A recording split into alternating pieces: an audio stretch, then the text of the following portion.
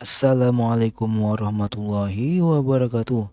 Sebelum masuk ke alur ceritanya, bagi kalian yang baru bergabung dan ketinggalan part sebelumnya, silahkan cek di playlistnya ya. So, tanpa berlama-lama lagi, mari kita mulai ceritanya. Melanjutkan cerita sebelumnya, di mana terlihat si ayah itu berlutut pada Hanso agar Hanso menolong dia dan keluarganya. Si ayah mengatakan jika mereka butuh tiket lebih supaya bisa mencapai Pulau Tengah. Kau kuat, jadi kau bisa dengan mudah mendapatkan tiket atau apapun itu kan? Kau bisa merebut beberapa tiket dari yang lain dan membawakannya pada mereka. Si ayah pun bergumam, jika Hanso melakukan itu, mereka bisa sampai ke sana dengan mudah. Si ayah kembali berlutut, dan berkata, kau akan menyelamatkan nyawa yang tidak bersalah, jadi tolong. Hanso pun merespon, pada akhirnya, kau harus bertanggung jawab atas dirimu sendiri. Urus urusanmu sendiri. Si ayah yang mendengar penolakan Hanso merespon, jika apa susahnya? Ayolah, apa kau tidak kasihan kepada kami? Han Cheol yang melihat pemandangan itu dia menyuruh si ayah itu untuk diam. Setelahnya dia pun menendang si ayah hingga tersungkur, ayah, teriak Chon Eng. Han Cheol mencengkram kerah baju si ayah dan berkata pada Hanso, jika si ayah terlalu banyak bicara hingga mengganggu, apa Hanso akan terus mendengarkannya? Chol menyarankan jika yang perlu Hanso lakukan cuma merebut tiket dan mengakhiri ini. Chol pun menghampiri Hanso, Kang Hanso, aku punya tawaran, ikutlah denganku, tidak, ikut dengan kami, bahkan akan ku berikan tiket jika kau butuh.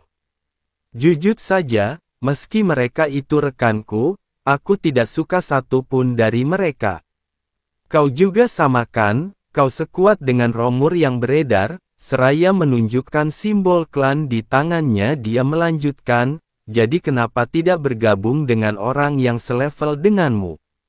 Dia pun menjelaskan, jika ini kekuatan yang dibangkitkan oleh temannya, ini berbeda dari skill, jika pemimpin setuju kau juga bisa mendapatkannya, dan Chol sudah bicara pada si pemimpin soal Hanso, pemimpin akan mengizinkannya. Menurut Chol, sulit untuk bepergian sendiri kan, dan ini bukan cuma soal memiliki tanda yang sama. Hanso pun menggelengkan kepalanya. Tidak, aku menolak, ucap Hanso. Ya aku tahu kau akan menerima. Chol seakan ngelek dan baru sadar, apa? Tunggu, kami berbeda dari mereka yang bukan siapa-siapa, mungkin kau tidak mengerti seberapa berharga apa sebuah klan itu. Hanso yang mendengar itu dia bergumam, jika Hanso sangat paham tentang itu, bagaimana mungkin tidak, ikatan saat itu, tapi kali ini Hanso akan berada di bawah seorang monar, karena itu akan mengalihkan Hanso dari tujuannya. Chol dia menghela nafas, jadi kau tidak akan mendengarkan ya, sialan, kurasa aku tidak punya pilihan, oi ambil ini. Dia membuang tiket yang dia dapatkan dari si ayah. Si ayah yang melihat itu dia berkata, tiketku. Chol kembali berkata pada Hanso, sayang sekali kau menolak, tapi aku juga tidak bisa diam begitu saja, aku akan bertemu dengan yang lain di Pulau Tengah, jadi anggap itu hadiah untuk masa depan. Chol yakin mereka akan bertemu lagi, dan dia akan menanyakan lagi nanti. Dia melakukan tindakan yang tidak berguna, itu tidak penting sekarang. Ada tiket di bawah kakimu. Apa kau tidak akan mengambilnya?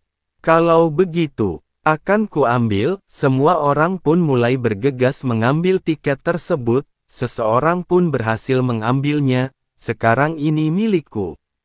Si ayah pun mencoba merebutnya kembali, tidak, itu tiketku. Berikan, orang itu pun merespon, tidak akan, apa kau mau mati? Chae Eng pun memegangi orang itu, ayah, si ayah meminta orang itu agar mengampuni dirinya, orang itu pun mengangkat Chae Eng, apa, kalian keluarga ya, begitukah? "Ya, kalau begitu akan kuberikan kalian kematian bersamaan." Kiyah, Caeng pun dihabisi orang tersebut. Si ayah dan istri berteriak, "Tidak, Caeng, sayang." Hanso pun bergumam, "Mereka memasangkan keluarga dengan kami sejak awal, itu untuk membuat kami menyaksikan tontonan, lagi pula sudah jelas apa mau mereka. Tidak peduli sekeras apa semua orang berjuang di panggung yang sudah disiapkan, bahkan di sini kematianmu sudah diatur, jadi." Namun ada seseorang yang berkata pada Hanso, "Kenapa Hanso barusan menolak tawaran Hancheol?" Itu adalah Jimin. Hanso pun merespon, "Jika itu alasan pribadi, dan apa ada yang Jimin mau?" tanya Hanso. Jimin merespon, "Jika dia juga mau membuat tawaran, seraya menunjukkan sesuatu yang sama di tangannya, ikutlah denganku." Namun Hanso langsung berbalik. Jimin yang melihat itu dia berkata, "Yah, sudah kuduga. Tapi sebelum pergi, aku punya pertanyaan, kau mais di sini tidak karena sekedar rasa simpatikan?" Jimin yakin Hanso tidak semenyedihkan itu. Mereka pun saling menatap satu sama lain. Hanso pun merespon, "Simpati kau bilang?" Hanso pun bergumam, jika dirinya yang terakhir, semua yang bisa pergi sudah pergi, dan sekarang hanya ada satu perahu tersisa. Apapun yang terjadi di sini, yang pergi lebih dulu tidak akan tahu, dan mereka yang tertinggal bahkan tidak bisa melindungi diri sendiri. Tolong ajak aku bersamamu. Hanso, kau kenal aku kan? Tolong, kali ini saja. Hei, kau bisa menyelamatkan kami kan? Mereka semua adalah orang yang harus aku selamatkan, tapi di area tutorial, di mana kekuatan Fairy itu kuat, aku tidak bisa menyelamatkan semuanya, karena itu aku harus melakukan apa yang perlu dilakukan, karena jika aku gagal di sini, semuanya akan sia-sia. Hanso pun berkata pada semua orang, "Maafkan aku." Hanso kembali bergumam, "Tapi takdir mereka yang tidak bisa pergi ke pulau selanjutnya." Hanso tahu itu, di bawah sana, di lautan beracun, di saat Fairy nampak sangat menikmati melihat mereka yang meleleh, yang Hanso bisa lakukan cuma melihat. Hanso kembali berkata, "Jika mereka bebas membenci dirinya, daripada menderita sembari dieksploitasi oleh mereka sampai mati." Hanso bermurah hati dengan cara Hanso sendiri. Setelahnya terlihat Hanso yang sudah menaiki perahu. Saat Hanso memberikan rune pada si kecil, Fairy berkata, "Jika Hanso sungguh luar biasa." Tidak Fairy sangka Hanso akan melakukan itu, meski sangat disayangkan karena itu berakhir terlalu mudah. Seperti yang diharapkan dari seorang rising star. Fairy menyuruh Hanso agar tidak mencemaskan soal itu. Mereka berdua juga jarang berbincang. Hanso tidak berbicara sama sekali. Fairy melanjutkan, "Yah, kalau begitu, Fairy akan menunggu di depan sana." Hanso bergumam, jika dia tidak akan menyesalinya. Hanso tidak kembali untuk menyelamatkan semuanya, tetapi untuk menang. "Aku tidak boleh bimbang di sini, aku akan terus menatap ke depan." Target selanjutnya, Pulau Tengah. Tidak lama setelahnya, di Pulau Tengah, tepat ada sebuah kastil. Saat semua orang sudah sampai di Pulau Tengah tersebut, Fairy berkata, "Luar biasa, kalian semua 1921 traveler yang sudah sampai sejauh ini, selamat datang di Tanah Harapan, Pulau Tengah." Tepatnya ada 3 hal penting di Pulau Tengah: mempertahankan hasil yang menampung kristal, menjadi lebih kuat melalui dangan bawah tanah yang unik di wilayah ini, dan yang terakhir, gelombang monster telah datang, memperlihatkan gerombolan monster kerangka yang sedang menginvasi tembok pertahanan manusia. Hentikan mereka sekarang. Ku bilang hentikan mereka sekarang, kita kekurangan orang di sini, perang pun Pex, jika kita bisa menahannya di sini, kita bisa melewati hari. Bertahanlah, korban pun berjatuhan di pihak manusia, seseorang yang sekarat mencoba bertahan dan berkata, "Aku tidak bisa, bagaimana bisa kau mengharapkanku melakukan ini selama sebulan? Selamatkan aku," teriakan terus bergema, "pertahankan garis pertahanan."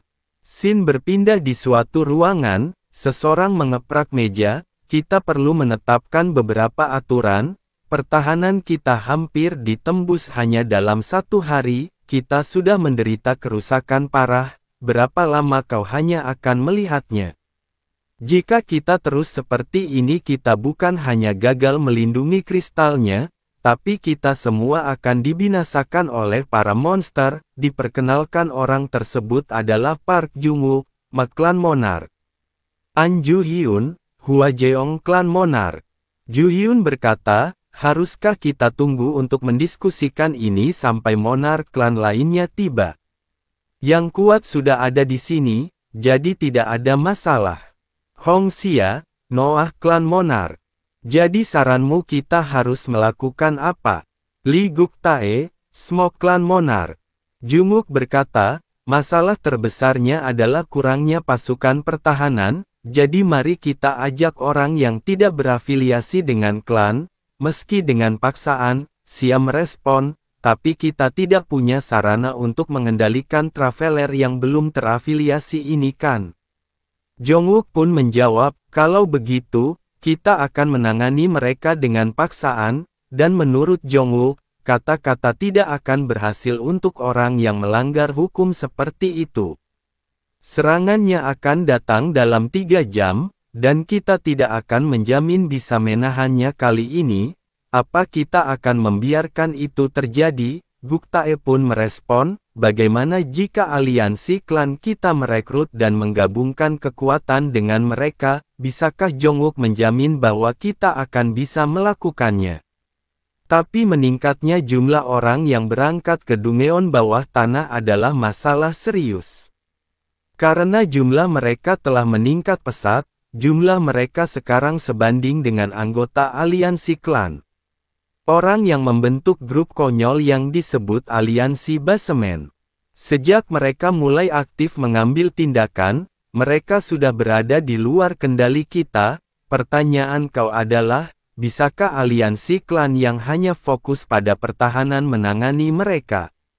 Jungwook berkata, Kalau begitu, bagaimana kalau mengirimkan klan di garis depan menuju Dungeon lebih dulu?" Ju-hyun yang mendengar itu bertanya, "Lalu bagaimana kita mempertahankan kastilnya?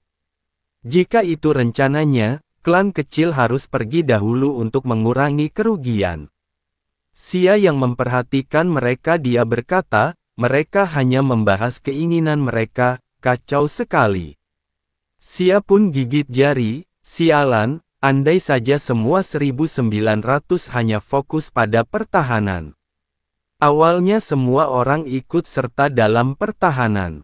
Karena kelangsungan hidup bergantung pada itu, namun, ketika beberapa orang kembali dari Dungeon dengan artefak yang kuat, dan tumbuh lebih kuat, mereka mulai pergi satu persatu. Bagaimana kita akan mempertahankan kristalnya bulan depan?" Di saat Xia sedang berpikir, ada seseorang yang masuk dan memanggilnya. Yah, orang itu adalah Jimin. Xia yang melihat Jimin pun dia menghentikannya. "Jangan sekarang Jimin, kepalaku sedang pusing." Jimin dia merespon dengan tersenyum, "Aku tidak kemari untuk mengerjaimu kali ini berita penting." Jimin pun menjelaskan, jika dia telah menerima laporan bahwa seseorang menjadi gila melawan aliansi Basement. Xia yang mendengar itu terkejut, "Apa?" Mereka pun melihat keluar. "Tolong, tenang. Aku tidak pernah bilang aku tidak akan ikut, aku berencana untuk berburu selama 2 hari lagi, lalu beralih kembali, aku akan bergabung begitu aku lebih kuat, mari membicarakan ini." Setelah orang itu menyelesaikan perkataannya, sebuah pedang melaju cepat dan menusuk bahu orang tersebut. Seseorang yang melempar pedang tersebut adalah Hanso. Hanso berkata, "Jika orang itu diberhentikan, mulai besok semua orang akan bertarung di atas, kau bermalas-malasan hari ini, jadi kau akan mendapatkan penghasilanmu besok." Orang itu ketakutan saat Hanso mendekatinya. "Jangan mendekatiku." Hanso bergumam, jika Hanso jelas-jelas bisa merasakan runenya lebih rendah dari Hanso, jadi kenapa Hanso tidak bisa menang melawannya? Hanso berkata jika dia hanya ingin mengambil senjatanya. Pria itu, terlihat Kang Min yang melihat Hanso, dia sedikit tremor melihat Hanso sekarang. Orang di depan berkata, "Bajingan kau, siapa kau hingga memerintah kami? Matilah." Orang itu merjang menggunakan pisau yang bersinar di tangannya. Hanso yang melihat itu bergumam, jadi pisaunya punya kekuatan untuk memperkuat kekuatan memotongnya. Itu artefak tidak berwarna yang cukup bagus. Dia pantas menerimanya. Serak, iya, bunuh dia. Orang yang menyerang itu terkejut, skill pisaunya menghilang, pisaunya juga tidak menembus. Bajingan ini, seberapa besar pertahanan yang dia miliki? Hanso pun berkata, "Sekarang giliranku." Hanso pun menghempaskan orang tersebut hingga terkapar. Hanso berkata jika melelahkan mencoba melawan orang itu tanpa membunuhnya, mau bagaimana lagi? Bagaimanapun kau sumber daya yang berguna, kata tidak akan membuat kalian mendengarkanku juga kan? Ucap Hanso pada orang yang tersisa. Bahkan Kang Min juga ketakutan. Hanso menatap Merak dengan tajam dan kembali berkata, "Jika Hanso hanya punya sisa satu, tapi ini harusnya cukup." Mungkin yang dimaksudkan Hanso adalah rokok. Semua para pemimpin klan yang melihat Hanso mereka terdiam. Setelahnya teriakan kesakitan kembali terdengar. Siapa orang itu? Tidak berselang lama semua orang kembali di tempat diskusi mereka yang dimana Hanso juga berada di antara mereka. Semua orang memandangi Hanso. Jongwook berkata, "Jadi dia pria yang Han Cheol sebutkan, kenapa ada magical beast di bahunya?" Setelah lama diam, Hanso pun membuka suara, "Jika mulai besok, aliansi Basemen dan aliansi klan akan bekerja sama, dan bergantian antara berburu dan bertahan. Jika ada yang berbeda pendapat, katakan sekarang." Hanso melanjutkan jika orang-orang tersebut tidak bisa diperintah tanpa trait milik mereka, Hanso menyuruh para pemimpin klan itu agar mengambil sebanyak mungkin orang yang berguna dan buat orang-orang itu bergabung dengan klan mereka, dan Hanso akan memastikan orang-orang yang berada di luar akan mengikuti perintah mereka, jadi tidak akan ada masalah. Xia yang mendengar itu dia bergumam, "Iyu akan menguntungkan mereka, bukan Hanso." Apa yang sebenarnya Hanso inginkan? Guktae pun bertanya, apa yang Hanso inginkan? Seseorang yang tidak terafiliasi dengan suatu rencana, dan sekuat Hanso, menciptakan keributan ini. Apa Hanso mencoba mengklaim tidak memiliki motif tersembunyi?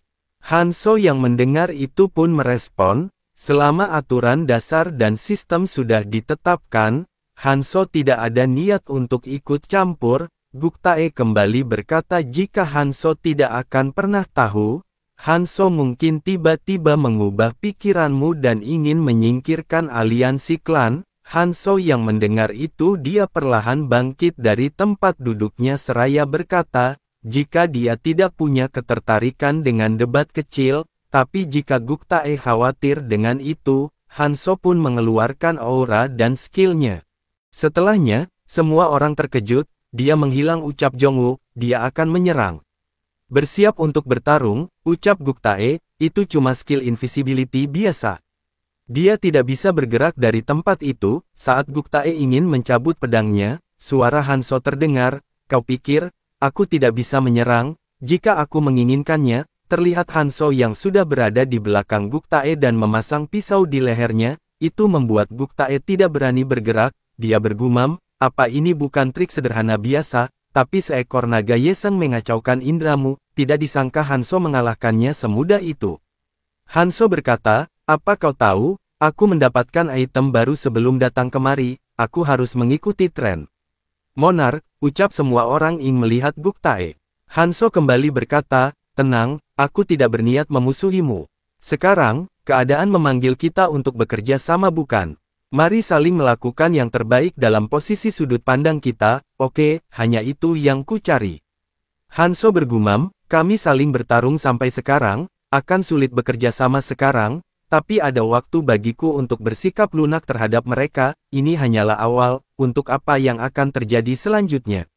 Namun seseorang menghentikan Hanso di jalan, tunggu, kau akan membuatku kesal jika kau pergi begitu saja, soal pembicaraan yang waktu itu, kali ini aku ingin mendengar jawaban yang berbeda, bagaimana menurutmu, tanya Jimin.